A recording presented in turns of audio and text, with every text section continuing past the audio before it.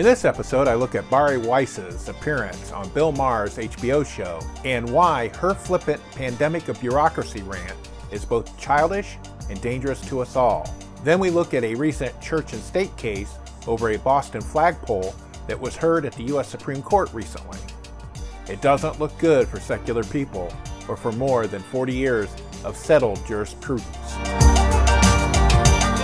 I'm Doug Berger, and this is Secular Left.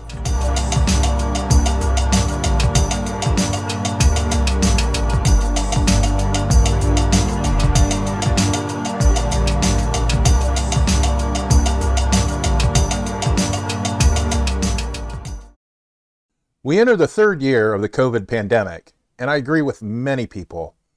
I am also sick of it. This has been a slog and a half. Once the vaccines hit, we all thought the light was at the end of the tunnel. Then Delta and Omicron hit. The U.S. has the largest and most expensive healthcare system in the world, and we still can't seem to get our vaccination rate above 70%. Where we can really start to treat COVID like a seasonal flu, where it becomes endemic instead of pandemic. A vast majority of the people taking up hospital space or dying now are unvaccinated. Here in my state, like in other areas of the country, the response to the pandemic was made political, unnecessarily. The things we needed to do, like wear masks and get vaccinated, were turned into differences of opinion. And our right-wing extremist legislature has done all that they can to undermine the response to the pandemic. If the goal is to turn COVID endemic and prevent more people from getting severely sick or dying, the Republicans everywhere have failed across the board on that. People think flaunting COVID restrictions and rules is somehow patriotic, as if the worst that could happen to them is jail time. Then we have people like Bari Weiss, and I'm probably mispronouncing her name, and I apologize. It's not my intention. Bari Weiss and Bill Maher, who prove we can't have nice things and who support doing things that will make the pandemic actually last longer. Weiss was a guest on Maher's HBO talk show, and when the topic came to COVID, she breathlessly exclaimed she was done with it. Done with it. Let's listen to a clip of the show where they discuss COVID, and you'll kind of get the gist. I'm done. With this question? No, I'm done with COVID. Oh, I'm done. It's like I went so hard on COVID. I remember. Sprayed the Pringles cans that I bought at the grocery store, stripped my clothes off because I thought COVID would be on my clothes. Like, I did it all. I watched Tiger King. I got to the end of Spotify. Like, we all did it, right? And No, we didn't all do it. Well, here's the thing. A lot of us did do it. And then we were told, you get the vaccine. You get the vaccine and you get back to normal. And we haven't gotten back to normal. And it's ridiculous at this point. I know that so many of my liberal and progressive friends are with me on this, and they do not want to say it out loud because they are scared to be called anti-vax or to be called science denial or to be, smeared as a Trumper. I'm sorry, if you believe the science, you will look at the data that we did not have 2 years ago, and you will find out that cloth masks do not do anything. You will realize that you can show your vaccine passport at a restaurant and still be asymptomatic and carrying Omicron. And you will realize, most importantly, that this is going to be remembered by the younger generation as a catastrophic moral crime. The city of Flint, Michigan, which is 80%, I think, minority students, has just announced indefinite virtual schooling. In the past 2 years, we've seen among young girls a 51% increase in self-harm. People are killing themselves. They are anxious. They are depressed. They are lonely. That is why we need to end it, more than any inconvenience that it's been to the rest of us. I think it's a pandemic. It's like, at this point, it's a pandemic of bureaucracy. It's a pandemic of bureaucracy. It's not real anymore. Let's not forget that, the pandemic has left a death count of more than 850,000 Americans. Well, that's a yes, but it was that's a squishy. Yes, but Richie, it was a blunt instrument. Okay, if you look at who was affected by this, 803 children have died in the past 2 years in the entire country from and with COVID. I guess I offer a perspective. I was a New Yorker who lived through the early weeks and early months of the pandemic, and it was just a catastrophe for New York City, the likes of which we've never seen. We saw overflowing emergency rooms. New York lost more than 60,000 people. The Bronx alone lost more than 7,000 people, which is larger than the combined death toll of Pearl Harbor and 9/11. I saw mass graves in Hart Island in the Bronx. I mean, most New Yorkers saw a level of death and suffering we've never seen in our lives, and that's the source of the concern about COVID. I mean, I reject the notion that the response to COVID has been worse than the disease itself. Well, I would argue with that. I mean, there's a lot to unpack, but first let's get this out of the way. Both Weiss and Maher try to minimize and trivialize the people who have died from COVID. Weiss mentions only 803 children have died in the country, as if that justifies anything. And Maher suggests that there is some kind of debate about the number of dead, like people who deny the Holocaust argue. Props, though, to Representative Richie Torres there in the clip. He's a Democrat from New York State.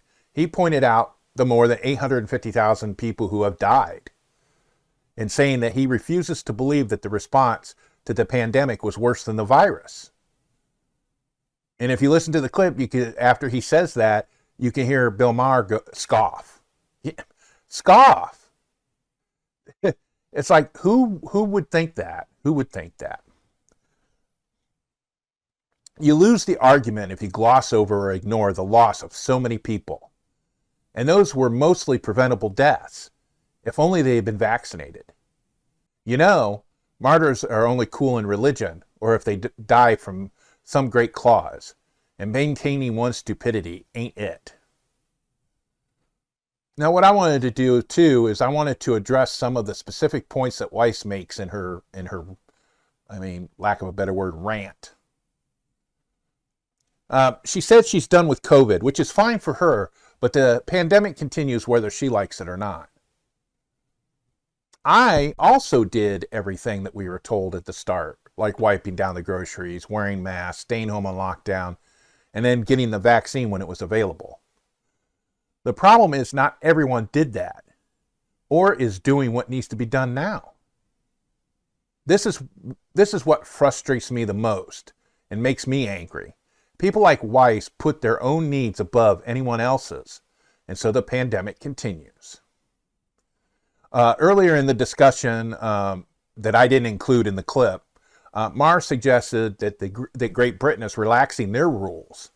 But what he fails to mention is it's because they have a higher vaccination rate than we do, and they've had stricter COVID regulations than we ever have here in the U.S.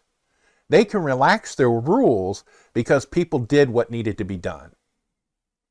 Weiss said her liberal and progressive friends are with her on the issue, but don't speak out for fear of being labeled anti-vax or a Trumper.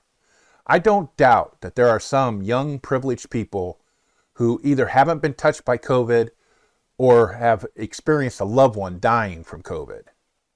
That still doesn't mean COVID is over. It just means Weiss and her friends just don't care. They aren't sick, so screw you. Her claim that cloth masks don't do anything is simply false. The actual experts have said we should stop using cloth masks because they aren't the best, but they say if that's all you have, it's better than no mask. People who are vaccinated and have the booster can still get COVID and infect others. No one in the medical community have said otherwise. That's why we ended up having to get boosters, because like the flu, people who get the shots can still get COVID.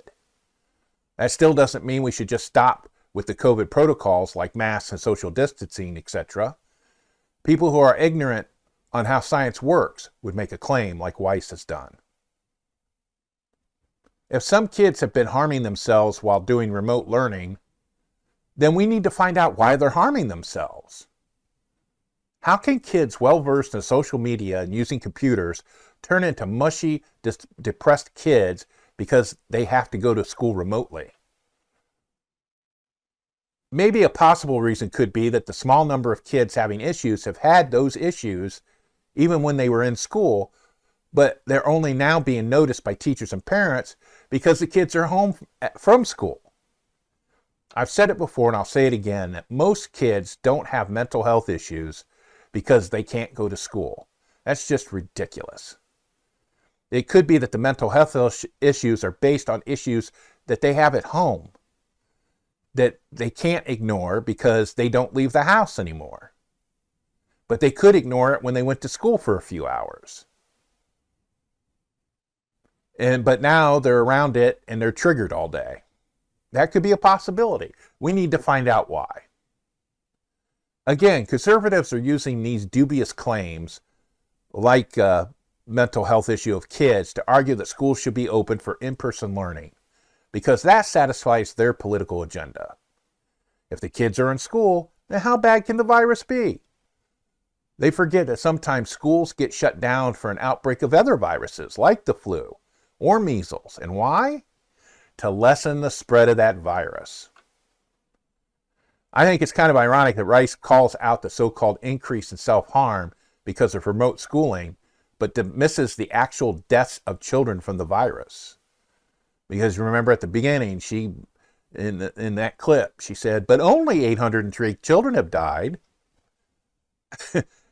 You know, most rational people would be like, any child that dies is one too many.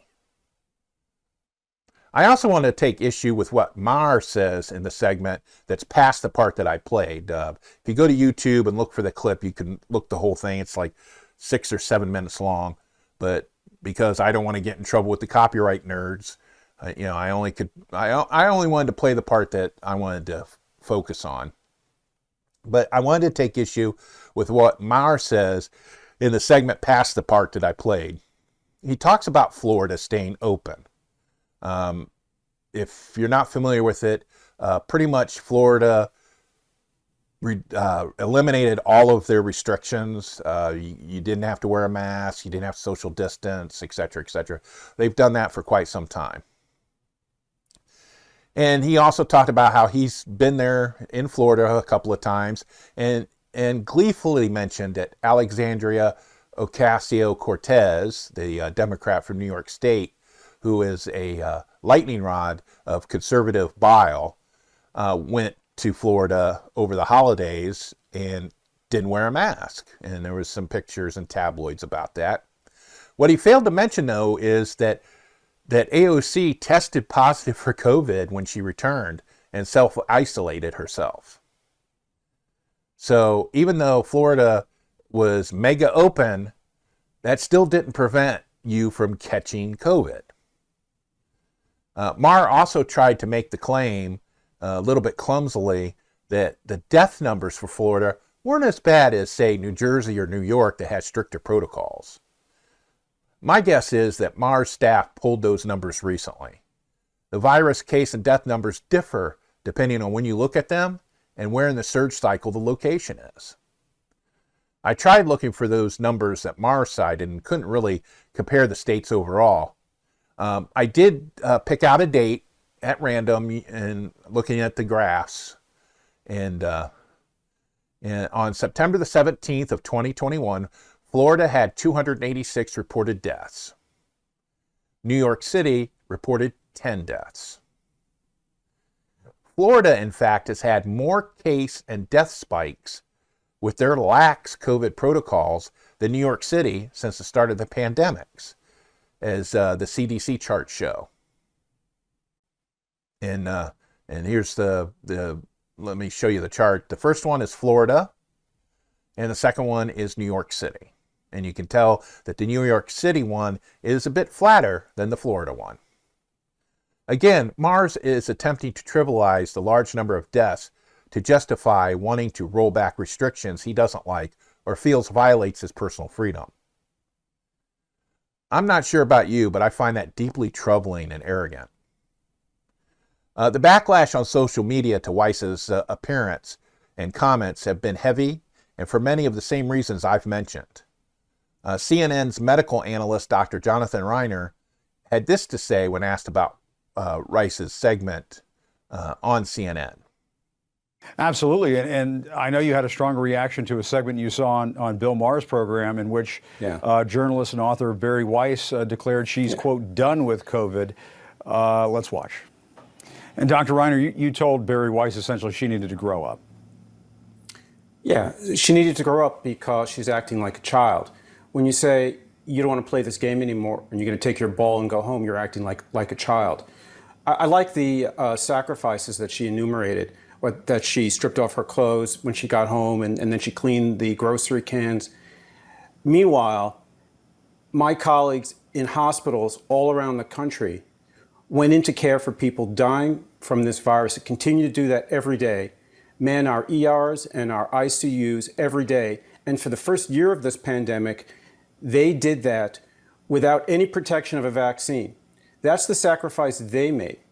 And all that we've done is ask the public to wear a mask when you go out and about and get vaccinated, right? So I'm glad she's done with it.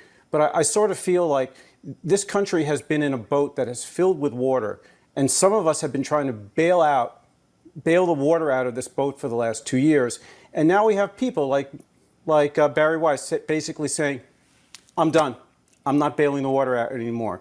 And when somebody who is relatively young and relatively healthy says that, what they're saying is, I'll be okay if I get this virus. Screw you. Doesn't matter to me what happens to you. That's the message I get from her. And in that clip, he tells her to grow up and mentions the constant sacrifices the medical community makes to treat people with COVID.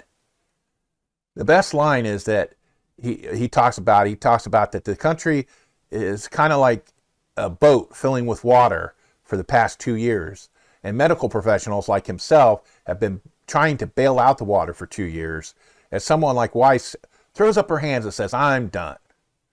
And to Dr. Reiner, that is like someone saying, I'll be all right if I get COVID, so screw you. And that's pretty much what bothers me about her appearance on Maher's show and about this whole notion that you could just be done with COVID. COVID's not done with us. We still have some pandemic to get through. Hopefully, eventually, we'll have enough people that will be vaccinated that the numbers are already starting to go down from the Omicron surge.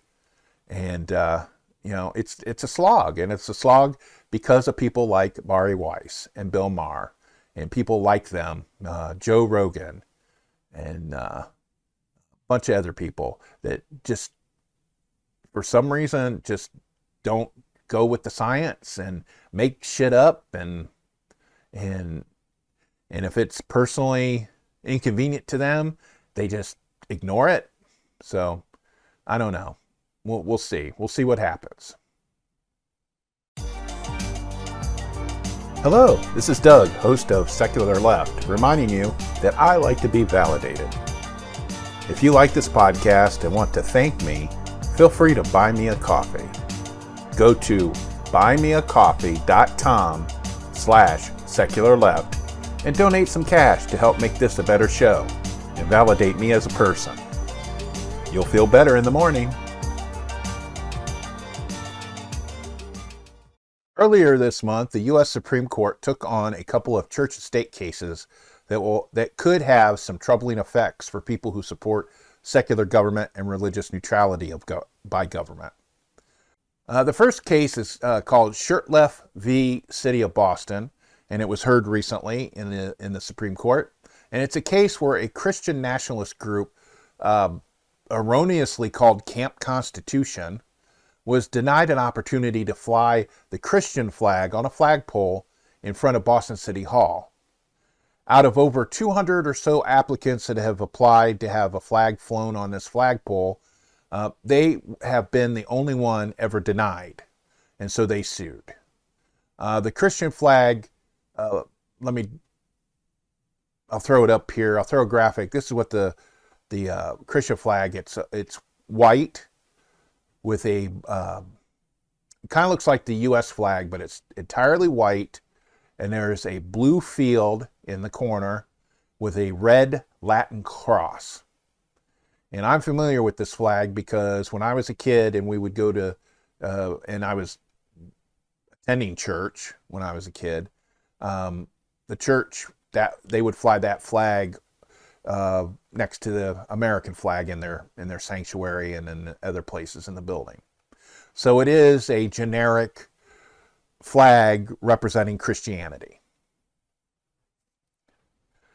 The Court of Appeals in this case ruled in the city's favor, and the Christians appealed to the Supreme Court, so that's why it's in the Supreme Court. Now, when I first heard about this story and read some news articles, I believed that the religious group would win the case, because you can't keep out religious messages in a public forum like a flagpole at City Hall. I still think the religious group is going to win this case, and I'll get into that here in a minute. But I changed my mind on the flagpole. I read a friend of the court brief from the Freedom from Religion Foundation, and I agree with them. I agree with their take that a flagpole isn't a typical public forum as we know a public forum. A public forum would be a city park or a courthouse lawn. If you offer people put up displays or to speak in a city park or on the lawn of a courthouse, and you open it all to all viewpoints, then you can't deny religious viewpoints, okay? So when I first heard that story, that's what I thought it was. But like I said, I now agree with FFRF that the flagpole is not a typical public forum. The content of what is displayed on that flagpole can be controlled a little bit more restrictively than a city park, for example. The fact that Boston didn't fly any other religious flags, they didn't fly flags of any other religions, leads one to see that they weren't censoring a particular religion. And that's the argument that this Camp Constitution makes, that they were being censored. They had a friend of the court brief filed by the Becket Fund, which is an extremist religious group that noses its way into some of these church and state cases.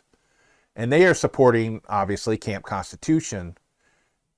And they give away that not only will the group win the case, but it will have a detrimental effect for decades for secular folks like myself. And in their brief, the Becket Fund says that the lemon test should be done away with completely. I mean, that's not even an argument. Well, it's not really an argument that was used in the case, but this is what they're doing, is they're swinging for the fences. All right. They're going towards where they want to go, and they're going gangbusters, full go. Anyway, now if you're not familiar with the lemon test, it's used in court cases to see if a particular government action violates the First Amendment. It resulted from a case in 1971, Lemon v. Kurtzman, I believe it was. And it says that a statute must have a secular legislative purpose. The principal or primary effect of the statute must neither advance nor inhibit religion.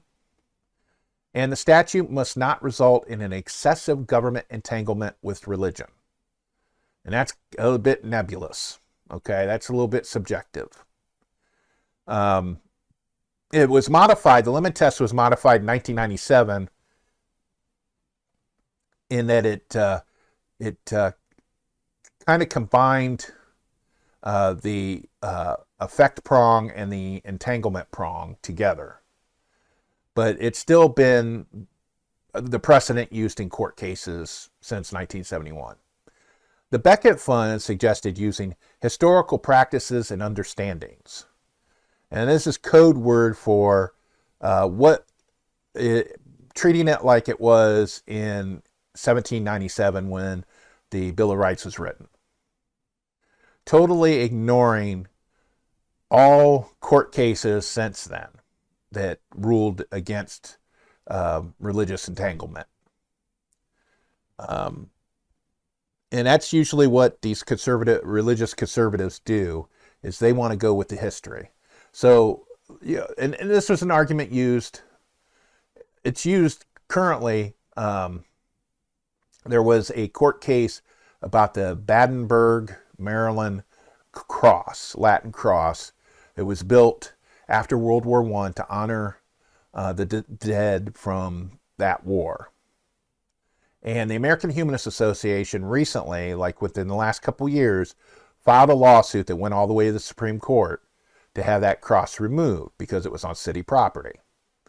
And they lost the case. They haven't used the lemon test on, the court has ruled that they don't use the lemon test on monuments, because if it's been there for so many years and nobody's complained about it, then it's not unconstitutional. And so that's why it's a little bit, it favors the religious is what it does. That type of argument favors the religious. Because we know from history that government entangled itself in religion quite tightly over the years. It hasn't been since the 1940s when that entanglement has been loosened. And now people, these religious conservatives, want it to go back because they want to restore the special place in American life that they claim that they have. And one way of doing that is with watering down or getting rid of the lemon test. Now, why this is a problem is because there are several members of the Supreme Court who have either expressed the desire to get rid of the lemon test, or they have actually voted that way in other cases. One of the justices is Brett Kavanaugh, who repeated the Becket Fund brief, or parts of it, during the oral arguments for the Boston case. And he said that, could it be a mistaken understanding of the Establishment Clause as being the root cause of the denial? Because that's what the Becket Fund says, is that it's a misunderstanding of the First Amendment. And then we have Justice Clarence Thomas, who has, on many of these church and state cases over the years, just completely denied that the First Amendment applies to the states. And then we also have Justice Alito, who's also expressed opinions that church and state doesn't really exist. So you have at least 3 votes for this, and I have a feeling that it's going to be the liberal wing of the court might lose out on this. Although Justice Kagan, I believe, has in the past not been 100% for government neutrality.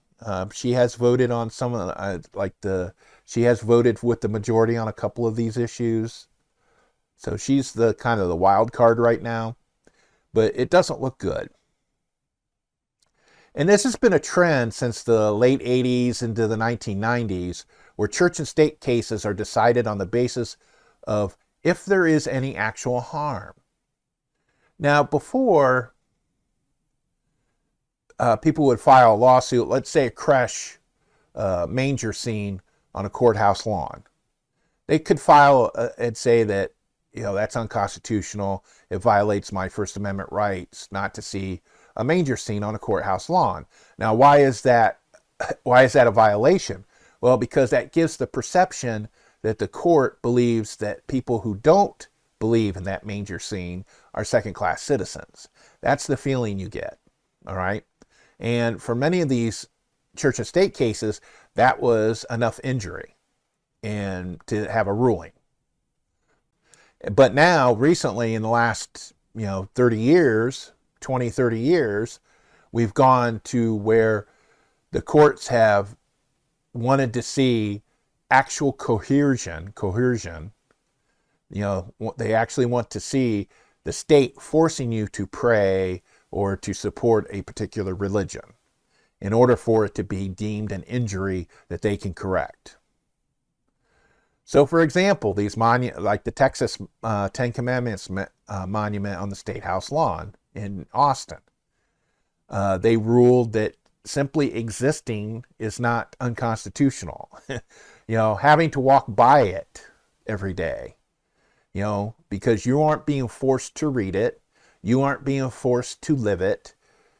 And so if that's the case, then it's not unconstitutional.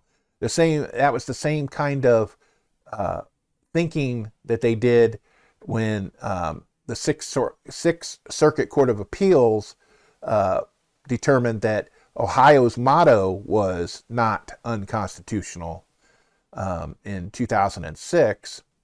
The motto is, "With God, all things are possible." And the court stipulated that as long as the state did not say it was a religious saying and did not cite what passage of the Bible it came from, then it was perfectly neutral. And so the Supreme Court has said that if the state doesn't coerce you, then it isn't a violation.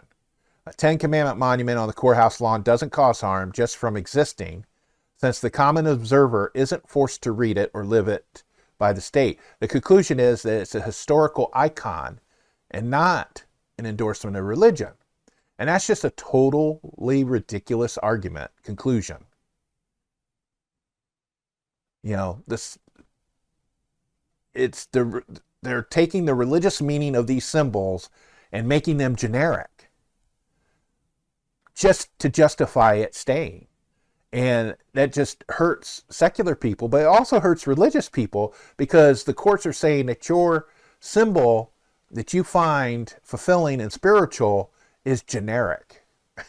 It's like white bread without a label.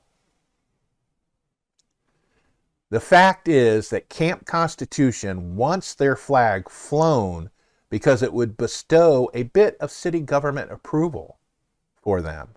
Since it would agree to fly it, it had to approve the message.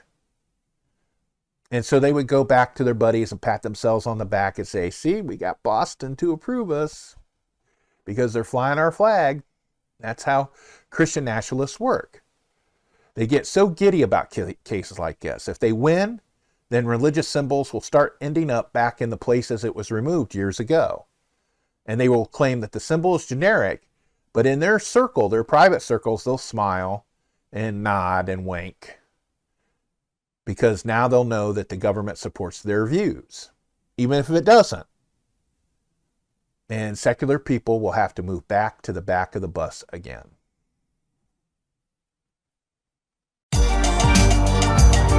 Thank you for listening to this episode. You can check out more information, including links to sources used, in our show notes on our website at secularleft.us. Secular Left is hosted, written, and produced by Doug Berger, and he is solely responsible for the content. Send us your comments, either using the contact form on the website or by sending us a note at comments@secularleft.us. Our theme music is Dank and Nasty, composed using Amplify Studio. See you next time.